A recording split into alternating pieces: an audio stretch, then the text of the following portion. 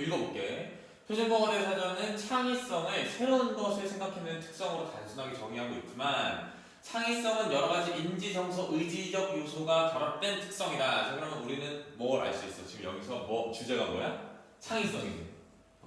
근데 얘가 아마 사전적으로는 이렇게 정의를 하고 있는데 더 복잡하게는 이렇게 나눌 수 있다. 그렇지? 그런데 저걸 이제 우리가 하나 좀 배경 지식을 알려자면 인간의 어떤 특성에 대해서 얘기할 때 공부를 하거나 이런 머리에 뭐랄까 좀 인지 능력 이런 거에 대해서 그러니까 뭐라 그럴까 창의성 같은 거나 아니면 뭐 여러 가지 학습 능력이나 이런 거를 따질 때 이런 식으로 나누기도 해. 인간의 능력을 인지적 능력이랑 정의적 능력이라고 해서 나누거든. 그냥 알고 있으면 돼 이거는. 그래서 인지적, 정의적이라고 하는 거는 저거야. 인지적이라는 거는 예를 들면은 그런 거야. 예를 들면 머리가 좋은 거 IQ라든지 잘 안 보이니 이것 때문에? 괜찮아. 일로 올래 아니면?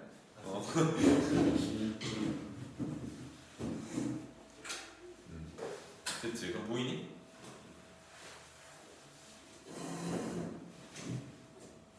뭐야? 네. 자, IQ나 아니면은 뭐라 그럴까? 내가 좀 머리가 좋은 머리 쓰는 거 얼마나 똑똑하냐 이거랑 관련된 거거든.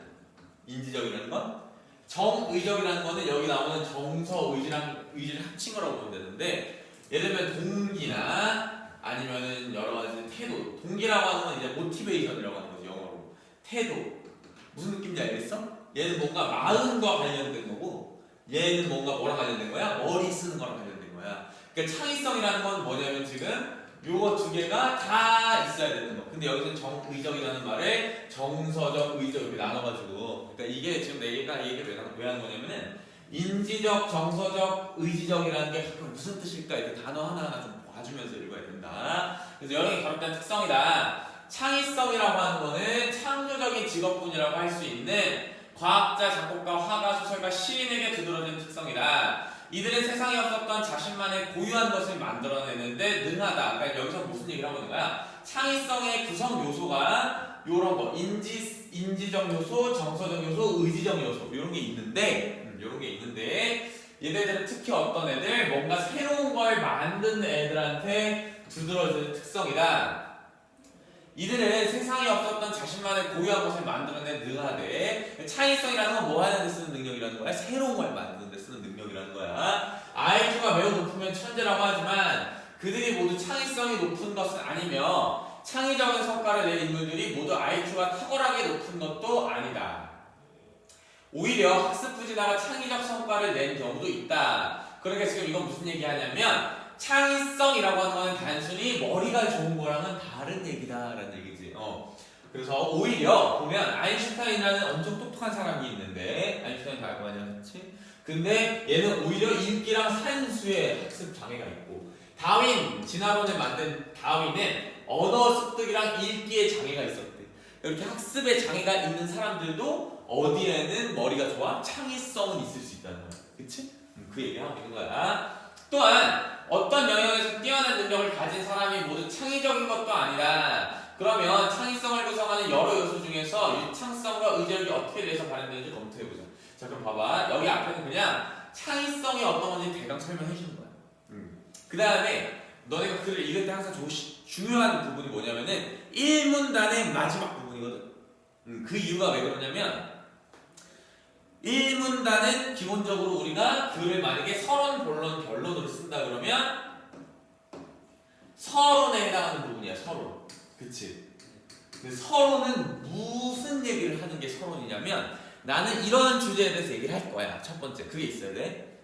그 다음에 뭐 이런 이유에 대해서 내가 얘기를 하고자 하는 이유는 이거야. 요 정도. 그 다음에 마지막에는 이거에 대해서 얘기를 할 건데 이거를 이런 측면에서 볼 거야. 라든지 아니면 이걸 보고 저걸 보고 그 다음에 그걸 볼 거야. 이런 식으로 글의 순서에 대해서 얘기를 해주는 거거든. 그래서 1문단의 마지막 부분에는 보통 이런 식으로 창의성을 구성하는 여러 요소 중에 내가 보고자 하는 것, 즉 본론, 앞으로 나올 본론에서 내가 보고자 하는 건 뭐? 유창성과 의지력이야 라는 걸 알려주고 있는 거야. 알겠지? 그러니까 여기 1문단까지 읽으면서 무슨 생각을 해야 돼? 유창성에 대한 얘기가 나왔고 첫 번째. 그 다음에 의지력에 대한 얘기가 나올 거다 두 번째. 요게 있어야 돼. 맞지? 자 그럼 처음에 유창성에 대해서 얘기를 한다 생각하면 보자. 창의적인 사람은 보통 사람들이 보기에 별로 연관되어 있지 않은 개념 사이에서 연관을 발견하여 새로운 발상을 잘한다는 점에서 인지적 유창성이 뛰어나다. 자 그러면 일단 첫 번째 유창성에 대해서 얘기한다 그랬지. 저기서 인지적 유창성에 대해서 얘기하는데 얘가 지금 뭐라고 설명하는 거냐면은 인지적 유창성이란 뭐 이렇게 설명하는 게 아니라 문장을 살짝 바꿔가지고 유창성이 뭔지 여기에 설명을 해주면서 인지적 유창성이 뭔지 알려주는 거야. 이렇게 이해돼? 그러니까 연관되어 있지 않은 개념 사이에서 연관을 발견해요. 새로운 발상을 하는 게 뭐야? 유창성이라는 거지.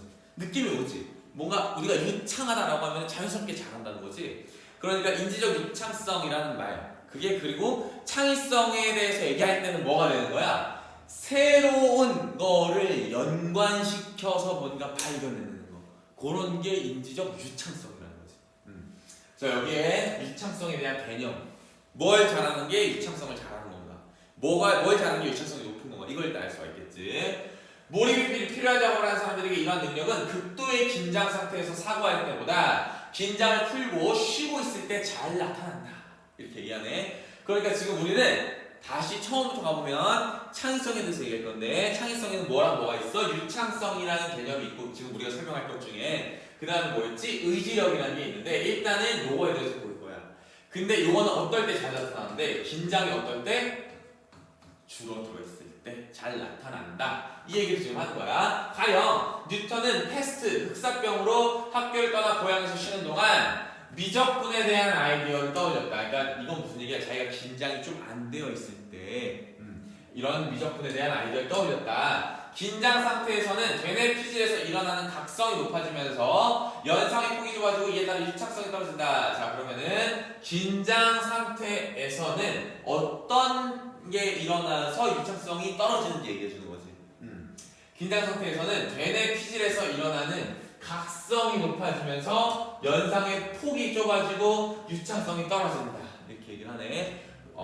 이를 설명하기 위해 흥분가락성 상태에서 많이 분비되는 노르에피네프린의 농도 수준이 신경 네트워크의 크기를 조절함으로써 유창성에 영향을 미친다는 주장이 제기되었다. 자, 그럼 우리는 뭘 알 수 있냐면 긴장이 돼 있을 때 사람이 긴장이 높으면 노르에피네프린이라고 하는 애가 올라가면서 뭐가 돼? 신경 네트워크라는 애가 신경 네트워크의 폭이 좁아지면서 어떻게 돼? 유창성이 줄어든다 이거지? 그러니까 여기서 우리는 노르에피네프린을 좀 봐야 되겠지. 자 그러면 여기는 뭐냐면은 이론, 다른 말로 하면 가설에 대해서 설명해 주고 있는 거야. 가설에 대해서. 가설 뭐야? 긴장이 오르면 유창성이 떨어진다. 얘를 매개하는 게 뭐다? 노르에피네프린이다. 이렇게. 그 다음에 이제 이거를 구체적인 실험을 통해서 다시 설명해주고 있거든? 실험이 나올 때 우리는 어디에 집중해야 되냐면은 너가 마치 피험자가 되었다고 생각해볼까? 알겠지? 피험자가 되었다고 생각하고 그러면서 이제 이걸 쭉 읽는 거야. 내가 지금 실험을 당하는 사람이라면 뭐를 해야 되는가 이런 거 좀 생각하는 거지. 그래서 이 주장은 마중물 효과에 대한 실험들로부터 지지를 받았다 이렇게 나와 있어. 이거 첫 문장 여기서부터 중요한데 마중물 효과에 대한 실험들로부터 지지를 받았다는 얘기는 다른 말로 하면 뭐야? 이 긴장한 상태에서 노르에피네프린의 농도가 높아지면 인지적 유창성이 떨어진다. 그래서 창의성이 낮아진다라는 이 가설이 마중물 효과라는 걸 통해서 증명될 수 있다는 거지. 한 실험에서는 철자가 엉터리인 가짜 단어와 진짜 단어를 스크린에 무작위로 띄우고 피험자에게 진짜 단어이면 신속하게 키를 누르고 가짜 단어이면 키를 누르지 않도록 요청했다라고 하잖아. 그럼 너가 피험자라고 생각해봐. 뭘 하는 거야? 만약에 지금 여기에 나오는데 어떤 단어를 막 무작위로 주는 거야. 그러면은 글씨가 이런 단어를 너가 봤어. 그럼 키를 눌러야 돼? 말아야 돼? 눌러야 돼. 그치? 그러면 안 누르는 경우는 어떤 거지? 생각해보라는 거야. 안 누르는 경우는 어떤 경우에? 이런 경우에 눌러야 돼? 말아야 돼? 말아야 되지. 이게 무슨 실험이라는 거야? 그 단어 판별하는 실험인 거야. 그치? 그래서 여기까지는 그냥 단어를 판별하는 실험이야. 뭐 예를 들면 표적 단어 실험이라고 할게. 근데 여기에 뭘 더하면 마중물 효과라는 걸 더하는 건데, 그러니까 지금 여기까지 하는 거는 너가 그냥 단어를 보고 키를 누를지 말지 요걸 하는 건데, 여기에 이제 마중물이라는 걸 더하는 거야. 마중물이라는 걸. 마중물. 그럼 마중물이 뭔지 알아 혹시? 몰라? 그게 뭐냐면은 우리가 펌프를 해가지고 물을, 그러니까 뭐 옛날 시골 가면은 그냥 우물 같은 것도 있지만은 물 펌프 같은 게 있어. 나도 잘 몰라, 시골에서 안 살아봐서. 근데 물 펌프 같은 게 있는데 그걸 이제 누르면은 물이 나오는 거야. 근데 그냥 물을 누르면은 물이 안 나와 잘. 그래서 뭐가 필요하냐면 마중물이라는 게 필요해. 그래가지고 물을 받아. 다른 데서 물을 구해 와가지고 그 펌프에다가 물을 반대로 집어 넣어. 그 다음에 그 펌프를 누르면은 좀 이따가 물이 푸슉푸슉 하면서 나온다는 거거든. 그래서 이게 보통 뭐 어떤 걸 얘기할 때 많이 사용되냐면은 뭔가를 얻으려면 내가 투자하는 게 있어야 된다라는 걸 얘기할 때 보통 많이 쓰이는 일화야. 많이 쓰이는 이야기야. 그런 교훈을 줄 때. 근데 어쨌든 간에 지금 얘는 마중물 효과를 넣는 건데 이거에 대해서 마중물이 뭔지를 몰라도 돼 사실. 그냥 설명을 해주고 있는데 문제로 제시하는 단어 앞에 다른 진짜 단어를 준대. 그러니까 이 얘기는 뭐냐면은 아까 했지. 우리 아까 만약에 nurse라는 단어가 있었어. 그러면 얘를 이제 우리가 키를 누를지 말지 정해야 되지. 근데 그 전에 다른 무슨 단어를 줘? 진짜 단어. 그러니까 요거는 내가 키를 누르는 거야, 안 하는 거야? 누르는 거야, 안 하는 거야? 안 누르는 거지. 그러니까 무슨 얘기냐면, 봐봐. 매번 문제를 제시한 단어 앞에 다른 진짜 단어를 하나씩 보여주었다. 이렇게 앞에 보여주는 단어를 마중물 단어, 진짜인지 아닌지 맞춰야 할 단어를 표적 단어라고 했다. 이렇게 나오는 거야. 그러면은 우리는 몇 가지 단어를 보는 거야? 하나의 실험 세트에서 두 개의 단어를 보는 거지. 그래서 하나는 무슨 단어? 마중물 단어. 하나는 무슨 단어? 표적 단어. 이렇게 나오는 거지. 이렇게 나오는 거야. 그래서 마중물 단어, 표적 단어 이렇게 나오는데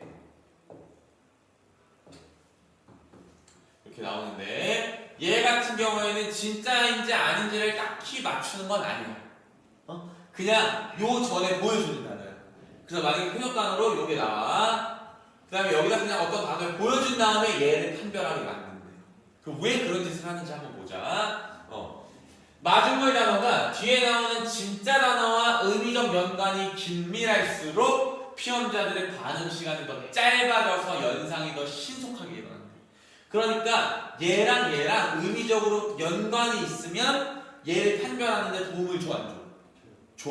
그럼 반대로 연관이 없으면 도움을 못 준다는 얘기지? 그 얘기를 하는 거야. 가령 표적 단어가 nurse라면 마중물 단어가 bag일 때보다 닥터일 때가 반응 시간이 짧았대. 왜 그런 거야? bag랑 nurse보다는 닥터랑 nurse가 훨씬 관련이 있지. 그래서 설득력 있는 설명에 따르면 우리 뇌에는 단어와 그 의미를 저장하는 사전 의미 네트워크라고 불리는 신경 네트워크가 있는데 서로 의미적 연관이 긴밀한 단어들과 그에 대한 정보는 하나의 사전 의미 네트워크에 들어가 있다. 이 얘기는 다 우리가 한번 그림을 그려볼게. 우리가 뇌에 대한 얘기를 할 때는 다 그냥 추상적인 거야. 실제로 우리가 뇌 안에 구조가 어떻게 되는지 모르잖아. 그러니까 이런 식으로 가정을 하는 거야. 이게 우리 뇌인데 여기에 사전 의미 네트워크라는 게 이렇게 있는 거야. 그래서 여기에는 예를 들면 병원과 관련된 단어들이 있는 거지. 그래서 닥터도 있고 널스도 있고, 그치? 그 다음에 뭐가 있을까? 또 뭐 호스피탈도 있고. 그 다음에 여기는 뭐 백, 그 다음에 뭐 옷에 관련된 거, 그 다음에 뭐가 있을까 또? 이런 식으로 해봐 그냥. 그러면은 만약에 요거 하나의 의미, 사전의미, 사전의미 네트워크가 활성화가 되면 다 그 안에 또 있는 단어를 이제 우리가 떠올릴 때는 조금 신경이 덜 쓰여도 된다는 거겠지. 그래서 서로 의미적 연관이 긴밀한 단어들과 그에 대한 정보는 하나의 사전 의미 네트워크에 들어가 있다. 마중물 단어와 표적 단어에 대한 정보가 동일한 사전 의미 네트워크에 있을 때 표적 단어의 인식은 신속하게 이루어진다. 반면에 마중물 단어의 정보가 표적 단어의 정보와 같은 사전 의미 네트워크에 있지 않다면 마중물 단어가 표적 단어의 인식에 도움을 주지는 못한다. 그러니까 이해됐니? 그렇기 때문에 마중물 단어가 표적 단어와 같은 사전 의미 네트워크에 있는 경우에 비해 마중물 단어가 표적 단어와는 다른 사전 의미 네트워크에 있는 경우에는 표적 단어가 있는 별도의 사전 의미 네트워크를 활성화한 후에 표적 단어가 진짜 단어임을 확인하게 되면 더 긴 시간이 걸린다. 그러니까 내가 얘를 활성화해놨는데 얘를 또 활성화하려면 시간이 걸린다는 거지. 그래서 그런 얘기를 하는 거야. 그러면은 이 얘기를 왜 하는 건데? 그런 생각이 안 드니? 갑자기 창의성 얘기하다가 이 얘기가 이제 뒤에 나와. 이제 그러니까 이런 식으로 생각을 해야 돼. 글을 읽다 보면 특히 과학 지문이든 어떤 지문이든 마찬가지야. 글을 읽다 보면 길을 잃을 때가 있어. 그래 이해됐는데 이 얘기를 왜 하는 거지? 그 생각이 들어야 돼 무조건. 글을 독서를 할 때. 자 보면 지금 여기는 뭔 얘기를 하고 있는 거야? 인지적 유창성에 대한 얘기를 하고 있었고 여기는 갑자기 뜬금없이 단어 실험에 대한 얘기를 하고 있었어. 그치? 그러면은 얘네 둘을 종합해주는 문단이 뒤에 반드시 나와. 오케이? 자, 한번 읽어볼게. 다른 연구자는 L-도파라는 약물을 피험자에게 투여했을 때 윈터 서머 사이에 일어나는 것과 같은 직접적인 마중물 효과의 반응 시간은 L-도파 투여에 비해 차이가 나지 않은 반면 자 이런 건 어떻게 읽어야 되냐면 이만큼 신경 안 쓰면 돼. 왜? 차이가 없대잖아. 그거 뭐가 신경 써, 그치? 그러니까 L-도파라는 애가 약물이 무슨 영향을 주겠지 당연히 몸에 들어가면. 근데 얘는 요렇게 윈터 썸머 상황에서는 반응 시간이 딱 차이가 안 났대. 그럼 우리는 차이가 안 났구나 하고 그 다음 거 읽어줘야 돼. 그 다음 거 서머 스노우 사이에 일어나는 것과 같은 간접적인 마중물 효과의 반응 시간은 L도파 투여 전에 비해 현격히 길어지는 것을 발견했다. 그러니까 상황이 지금 두 개가 있는데 하나는 윈터 썸머 상황이고 하나는 서머 스노우 상황이잖아. 그치? 근데 얘는 어떤 상황이야? 직접적인 마중물 효과가 있는 상황이야. 이 얘기는 뭐야? 우리 아까 마중물 효과 얘기했지. 그래서 얘네 둘이 서로 의미적 연관이 여기에 비해서 있어 없어?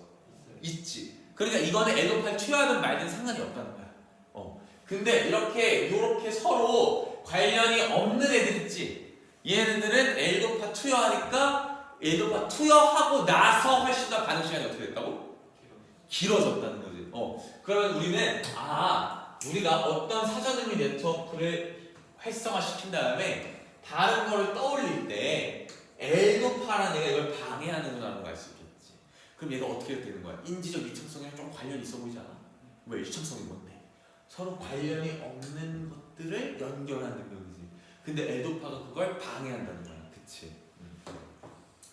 자, 그래서 여기 설명이 자세하게 나와. 그렇게 자세하진 않아, 사실. L도파는 노르에피네프린의 전구체이므로 노르에피네프린이 만들어지기 전에 물질이래. 그러니까 우리가 어느 정도로 이해하는데 L도파가 노르에피네프린이랑 관련이 있구나. 그치?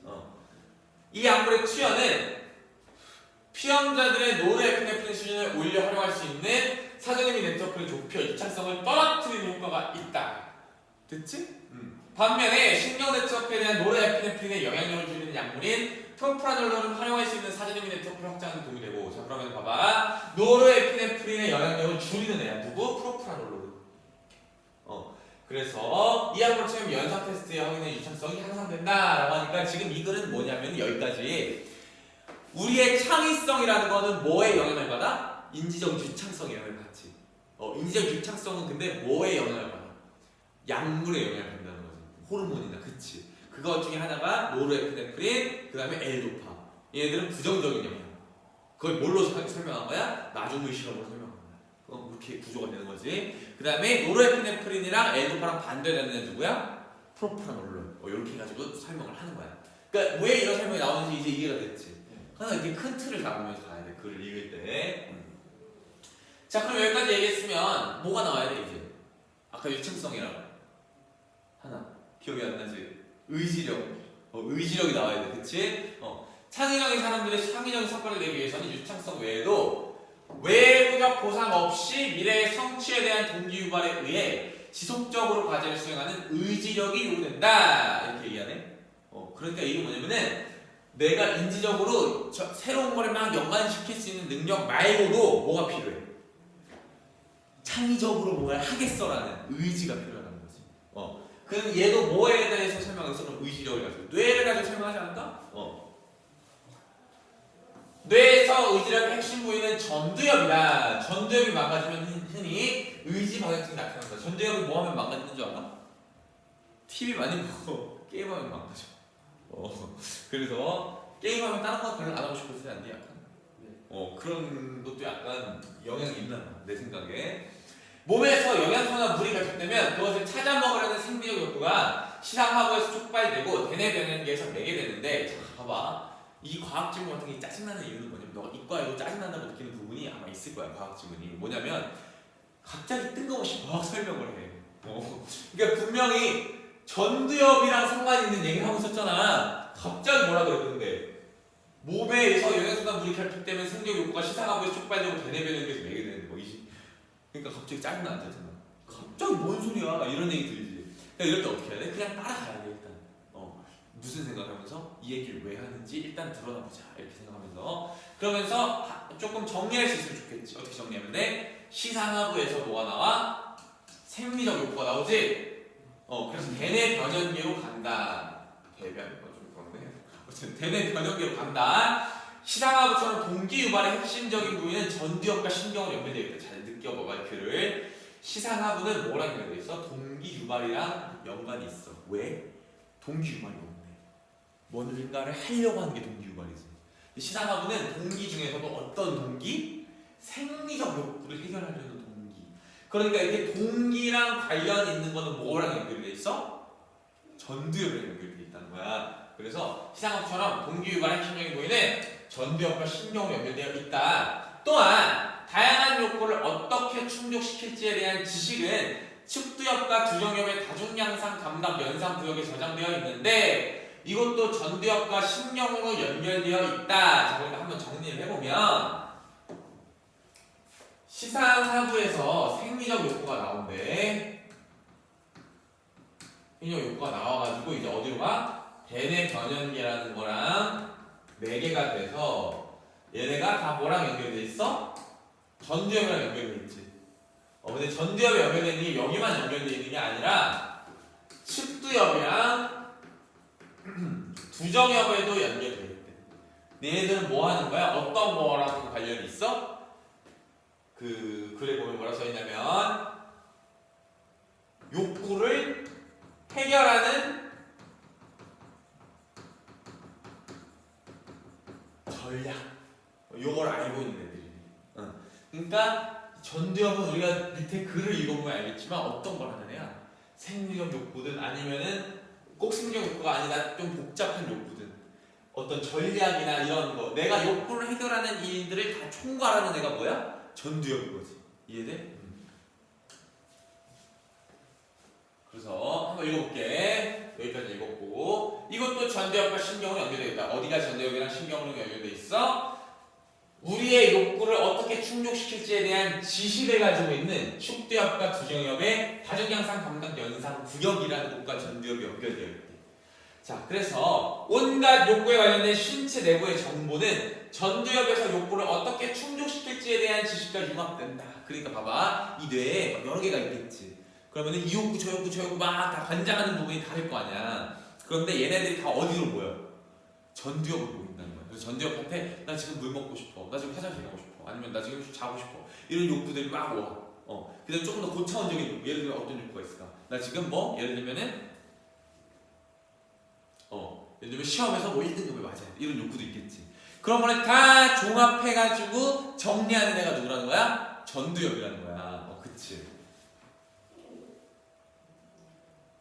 그런데 보면 생리적 욕구와 달리 장기적인 목표를 이루려는 욕구는 복잡한 행동을 요구한다. 이런 종류의 욕구를 충족시키는 행동에 관한 지식의 융합을 통해 전두엽은 목표 지향적 행동을 찾아 나간다. 전두엽이 장기 목표를 설정하면 그것을 달성하기 위하여 필요한 지식을 측두엽과 두정엽의 다중양상 감각 연상 구역으로부터 얻어 당장은 쾌감이 와닿지 않더라도 장기적인 보상의 활동을 수행해야 한다. 이게 결국 뭐야? 전두엽이 우리는 다 모든 욕구를 총괄해. 그러니까 내가 지금 자고 싶다는 욕구, 생리적 욕구지. 그거랑 시험에서 1등급을 맞아야 돼서 시험 전날에 밤에 새면서 공부하는 욕구가 있겠지. 그 두 가지 욕구를 어디서 조절한다는 거야? 전두엽에서 조절한다는 거야. 전두엽에서 조절해. 그 얘기를 하는 거야 지금. 근데 그거를 어렵게 얘기하는 거야. 생리적 욕구는 시상학계에서 어쩌고저쩌고 이렇게 오고, 그 다음에 다양한 욕구 해결에 대한 지식은 어디에 있어? 측두엽과 두정엽에 있는 다중양상 감각 연상 구역이라는 데 있는데 뭐 이렇게 나오는 거잖아. 근데 그걸 결국에 총괄하는 건 전두엽이야. 이렇게 나오는 거야. 그런데 그러니까 이게는 다른 말로 하면 뭐야? 전두엽이 망가지면 우리는 장기적인 목표를 향해 제대로 나아갈 수 있어 없어? 없어. 그럼 창의성이 발전될 수 있어 없어? 없어. 그 얘기를 하는 거야 결국에. 그래서 어떤 때는 생리적 욕구를 억제하면서 생리적 욕구 충족과는 무관한 장기적 목표를 이루기 위한 의지적인 행동을 촉구한대 전두엽이. 참신한 아이디어와 구체적인 성과를 나타내기 전까지 전두엽은 외적 보상이 없을 때도 내적 동기에 추동되어 지속적인 활동을 이어가게 된다. 이렇게 나오는 거야. 이해되지? 그 다음에 큰 틀에서 다시 한번 봐봐야 돼.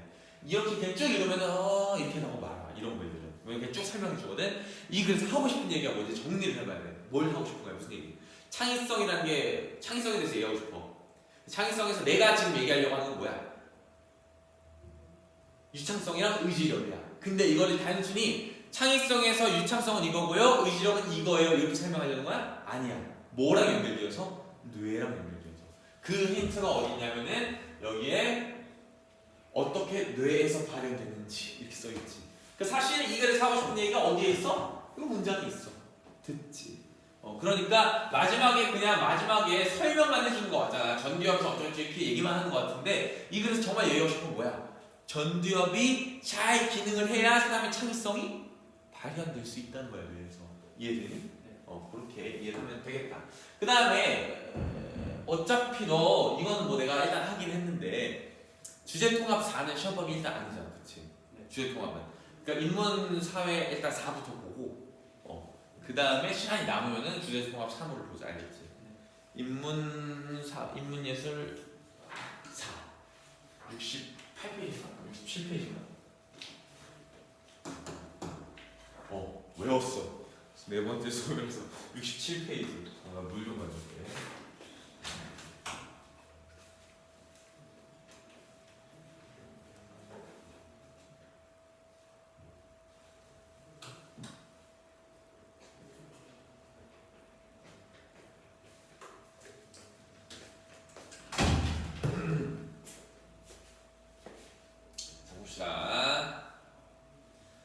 전통 철학에서 이미지는 인간의 감각에 뿌리를 둔 것으로 논리적 인식을 방해하는 모호한 대상으로 여겨졌다.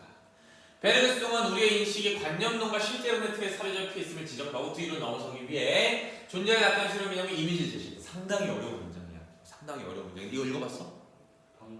방금 읽었어? 상당히 어려운 문장인데 대충 이해했니? 네. 대충 이해했어? 내가 우리 학원에 관둔 애가 있어. 작년에 관둔했는데 이제 고3이야. 걔한테 연락이 온 거야. 내가 공부하다가 물어볼 거 있으면 연락하라 그랬거든. 뭐 연락이 와가지고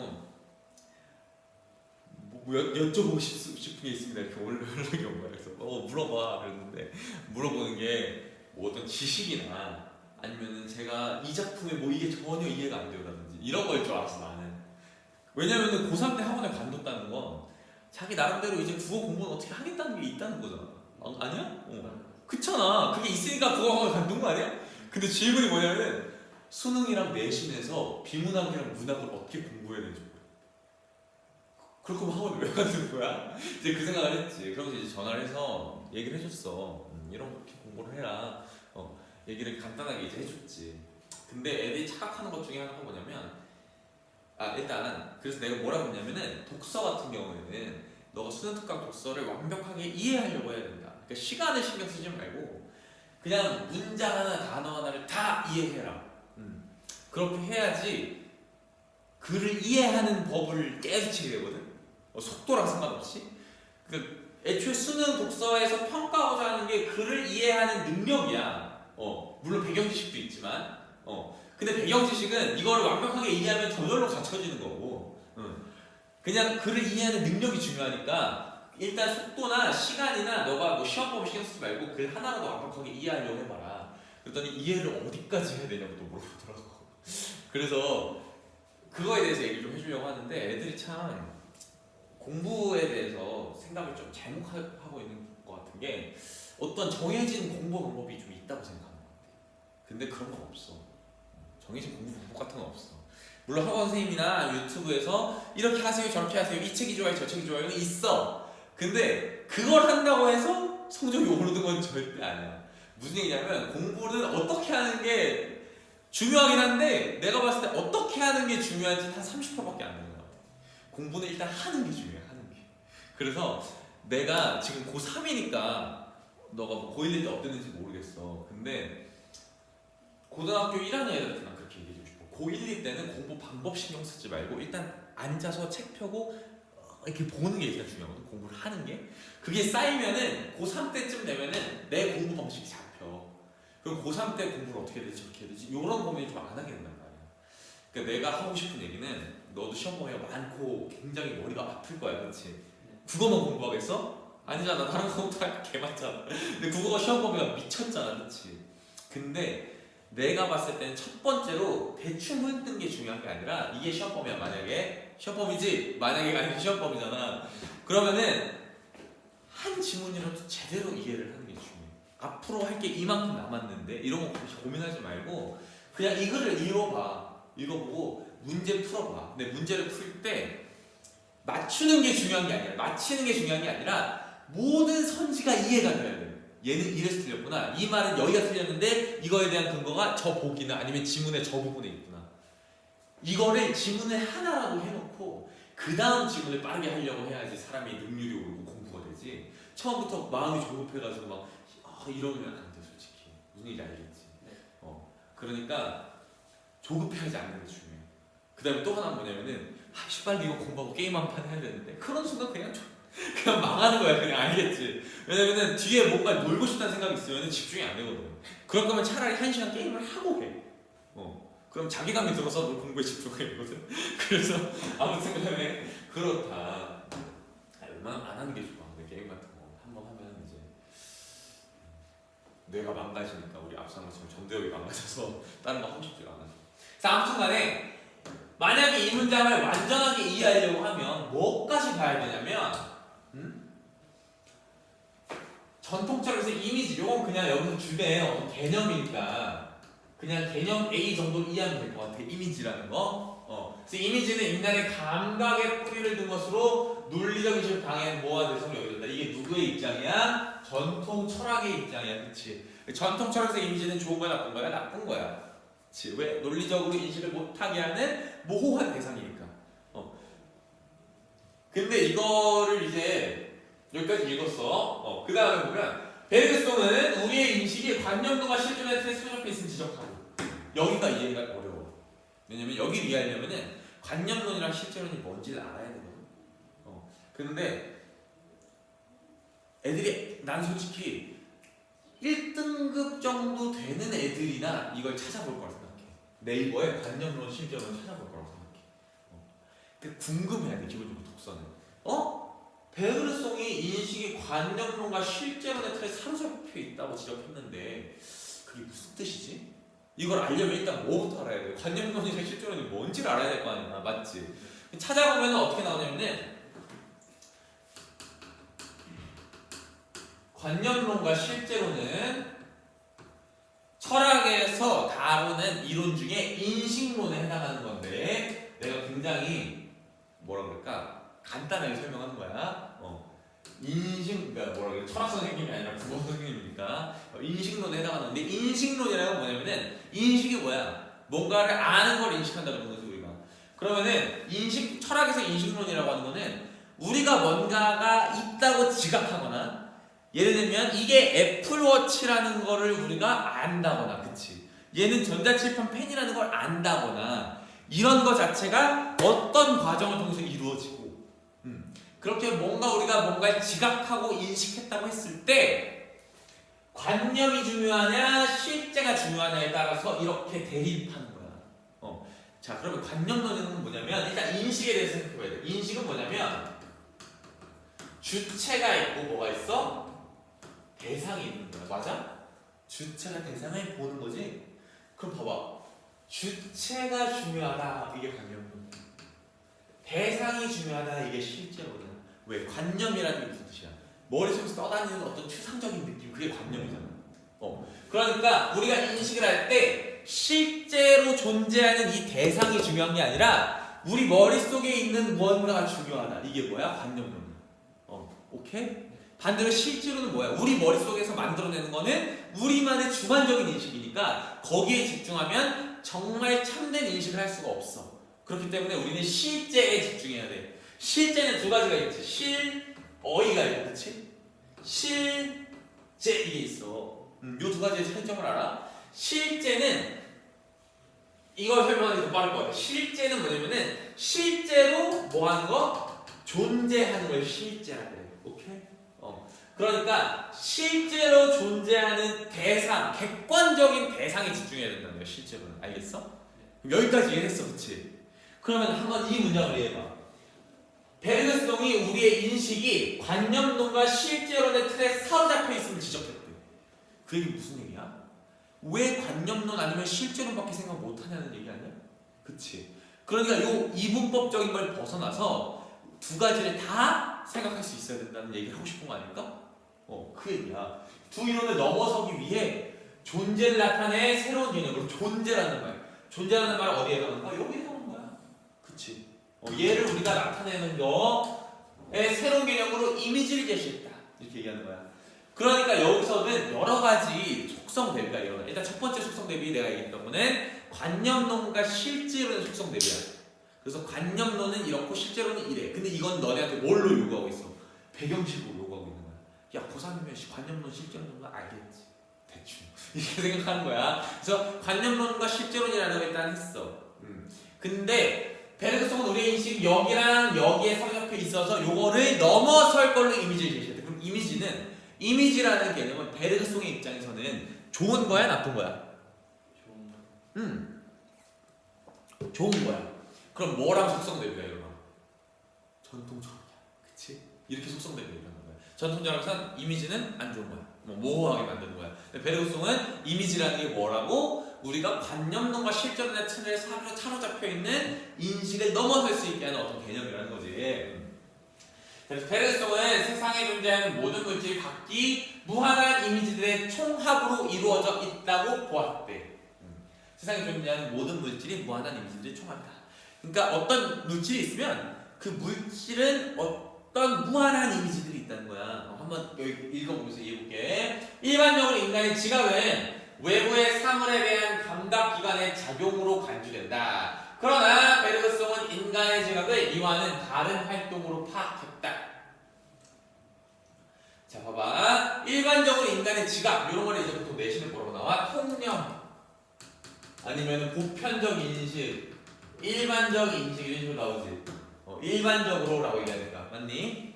일반적으로 인간의 지각이라는 건 뭐야? 사물에 대한 감각기관. 감각기관 뭐야? 시청, 후미, 촉이지? 요걸로 우리가 뭔가 느끼는 걸 지각이라고 봤대. 근데 베르그송은 뭐야? 다른 걸로 생각했대. 지각이라는 게 이 감각기관이랑 연결된 게 아니라 얻어지는 추상인 표상, 지각작용으로 얻는 추상인 표상은 사물의 무수한 이미지들 중에 지각하는 사람의 관심 영역에 들어오지 않는 것들을 제외함으로써 얻어진다고 보았다. 그러니까 이게 뭐냐면은 인간이 이렇게 있어. 내가 그림을 너무 못 그리겠어. 인간이 있어. 인간이 있는데 얘가 시각, 후각, 그 다음에 여기 뭐 귀가 있어. 청각, 그치? 그 다음에 촉각, 그 다음에 뭐지? 나머지? 시청후미? 미각? 이렇게 있어. 요걸로 느끼는 게 아니라 뭐야? 우리 머릿속에 뭐가 떠올라? 어떤 표상이라는 게 떠오른대. 그치? 추상적 관념이야. 근데 이건 감각기관을 거쳐서 생기는 거지. 예를 들어 강아지라는 애가 있어. 강아지를 보면은 여기 중에 이 강아지는 아까 뭐라 그랬어? 대상은 무한한 이미지들의 총합이라고 그랬지. 강아지의 이미지는 무한해. 엄청 많아. 근데 사람마다 자기가 받아들이는 이미지가 정해져 있다는 거야. 예를 들면 강아지는 내반이라는 이미지, 강아지는 귀엽다는 이미지, 그치? 강아지는 꼬리가 사랑사랑, 강아지는 뭐 귀가 귀엽다, 아니면 뭐 많겠지. 강아지는 헐떡헐떡 된다, 먹을 걸 좋아한다, 많겠지. 이런 이미지가 이렇게 만들어지는 거야. 근데 여기는 이미지가 무한대로 있잖아 사실. 그럼 우리가 어떤 표상을 만들 때 이 이미지를 다 가져올 수 있어? 없어. 그게 뭐야? 이미지야. 그러니까 이 이미지라는 개념은 무한한 이미지라는 측면에서는 실제에 집중하게 되겠지. 실제를 규정할 수 있는 개념이 되는 거야. 맞아? 실제는 무한한 이미지들의 총합이 되는 거야. 근데 관념은 뭐가 되는 거야? 그 중에서 취사 선택한 이미지들의 합 이렇게 되는 거지. 그러니까 관념론과 실제로서 둘 중에 하나만 선택하는 게 아니라 이미지가 그걸 뭔가 매개하고 있는 느낌이 들어 안 들어? 들지. 그렇게 얘기한 거야 매력성이.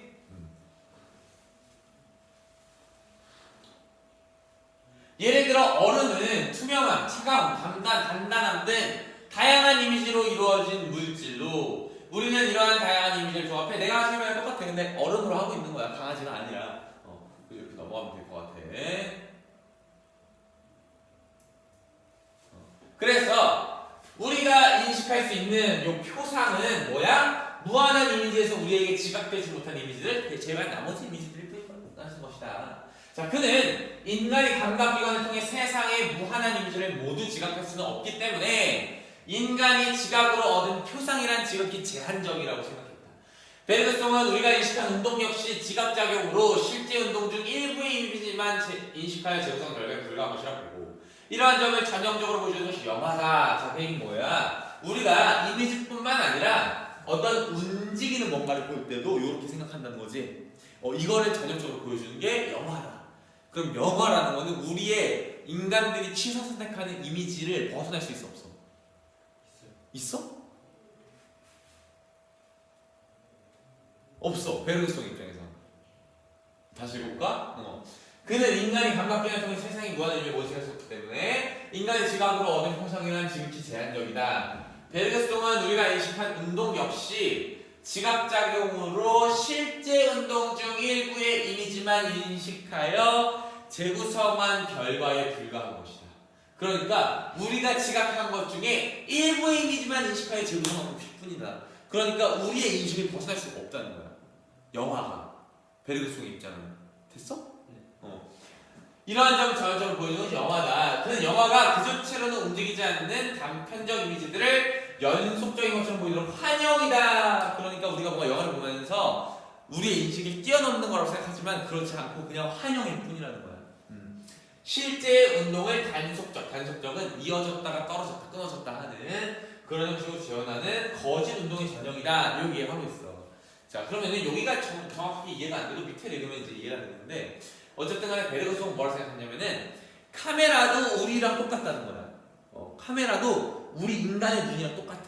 그러니까 우리가 강아지를 보면서 우리가 생각하는 이미지들만 취사 선택해가지고 그걸로 강아지에 뭘 만들어? 표상을 만들지.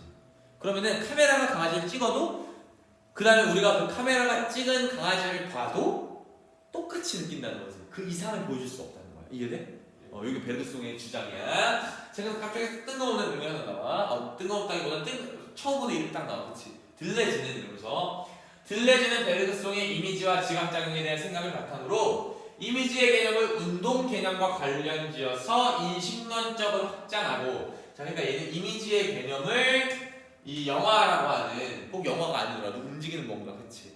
그러니까 이렇게 얘기하는 거야. 지금 우리가 실제로 하면 보통 정지에 있는 어떤 대상을 의미하는 영어가 근데 이거를 어디로 확장해? 운동, 움직이는 거에 확장을 했다는 거야. 그렇게 되면 영화를 새로운 인식의 매개체로서 재해석한다 이렇게 나오네. 그럼 어떻게 속성됩니까? 이러나 영화에 대한 누구의 인식과 베르그송의 인식과 들레지의 인식이 서로 다르다는 거 알 수 있어, 맞아? 얘는 뭔가 새롭게 인식할 수 있게 해준다는 거예요. 그는 영화에서의 카메라의 역할에 주목했다. 카메라로 대표되는 영화적 기술은 베르그송이 주장하는 인간의 지각작용과 마찬가지로 무한한 이미지의 일부만을 취할 수밖에 없지만 인간의 지각처럼 어떤 특정한 실정이나 의도에 구속되지 않아 자유로우며 자연적 지각과는 전혀 다른 메커니즘으로 운동을 생산한다. 자, 보면 이 영화적 기술이라는 거는 인간의 지각작용과 마찬가지로 무한한 이미지를 다 가져오지는 못해. 그치? 없지만 여기서 있잖아. 하지만 인간의 지각처럼 특정 시점이나 의도에 구속되지는 않아. 왜? 카메라에는 뇌도 없고, 그치? 그 다음에 인간이 뭔가 생각하고 있는 사회적 질서 같은 거 있어? 없어. 없지. 이거 뭐야? 다른 글이랑 한번 연결 지어봐봐. 락탕이 얘기했던, 기억나니 혹시? 상상계, 상징계, 실제계? 락탕의 상징계에 종속되지 않아. 카메라는. 맞아? 들레지의 관점에 따르면. 그치? 그렇다 보니까 우리의 생물적 시각, 그치? 자연적 지각과는 전혀 다른 메커니즘으로 운동을 생산하는데 들레지는 우리가 파악할 수 없는 대상의 실제를 잠재성으로 보고 이는 현실성과 대립되는 것으로 파악했다. 그래서 영화는 스크린을 통해 이미지의 운동을 보여줌으로써 시각적 조건에 관계없는 운동의 이미지를 보여준다. 카메라 자체가 움직일 수 있기 때문에 운동의 흐름이 더 이상 제한된 시각에 고정되지 않고 나타나는 것이다. 그래서 들레즈는 영화를 인간의 지각에 감지되지 않는 잠재성의 일부인 미세한 실제들을 포착해낸 새로운 사유기를 보았다. 자, 봐봐. 우리가 파악할 수 없는 대상의 실제를 잠재성으로 본다. 그 얘기는 뭐냐면은 지금 우리가 이렇게 했었지. 그러면 어떤 실제가 있어요, 여기에.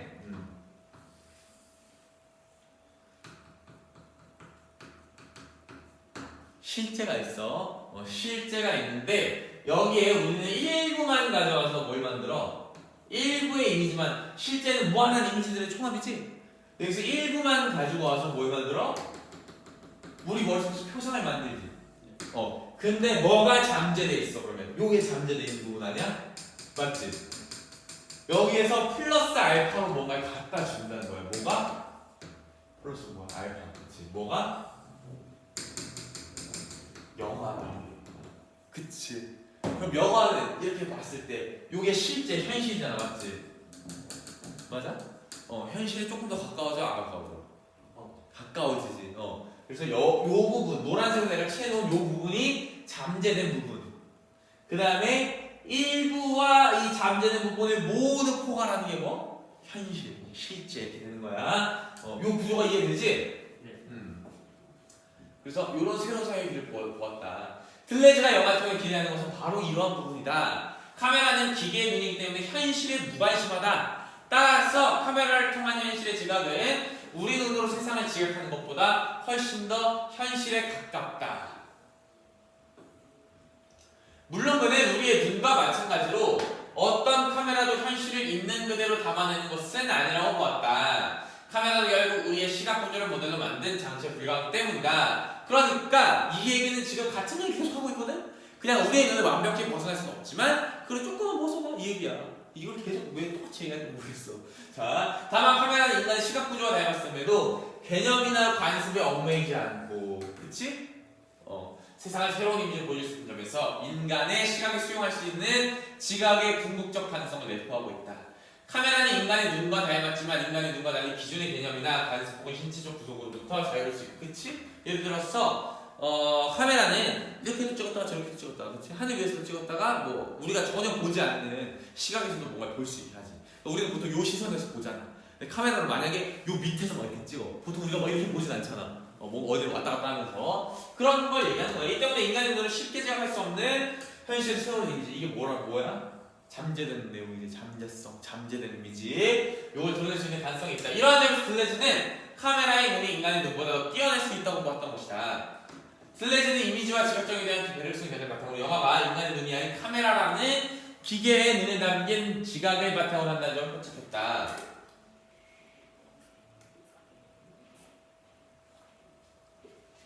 그는 영화가 표상, 관습에 의해 지배되었던 우리의 사고에 새로운 충격을 던질 수 있다고 믿었고 영화 자체가 가지고 있는 새로운 가능성을 발표해낸 셈이다. 결국 들레즈는 영화가 인간의 시각을 극복할 수 있게 함으로써 고정하는 형태하고 새로운 사회를創造수 있는 철저히 설레는 예시를 본 것이다. 이해되지? 이거는 어렵지 않아.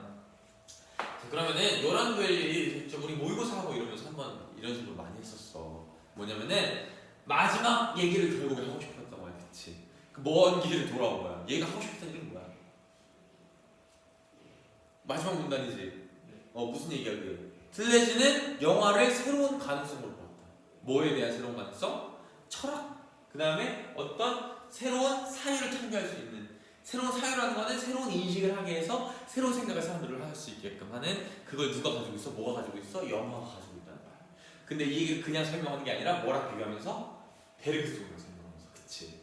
이해돼? 처음에 베르그송을 설명하면서 핑페이크 이러고 들레즈 얘기를 해주는 거야. 그러니까 글을 읽을 때 속성 대비가 중요한 거지. 그다음에 마지막 문단, 첫 문단이 중요한 이유. 이 정도로 이해를 하면 되겠다. 시간이 많이 남았네, 그치? 한번 볼 수 있는 데까지 한번 봐보자. 주제통합 3. 몇 쪽이지? 봐주라. 네, 이걸로 이거 아이패드 찍고 있어가지고 몇 쪽인지. 주제통합 3. 3이. 주제통합 3. 233쪽. 233쪽. 진짜 어려워 이거. 이게 대공황보다 더 어려웠대 애들이. 근데 내가 보기엔 대공황보다 쉬웠거든? 읽어봤어 이거? 네. 안 읽어봤어? 그냥 내가 봤을 때 전체 다 하지 말고 한 뭐 요 정도까지 하든지 해서 경제적인 개념 위주로 한 8시 20분 내지 25분 정도까지 한번 해보자. 알겠지? 네. 너는 내신도 중요하고 수능도 중요하니? 네, 저는 둘 다. 둘 다 중요해?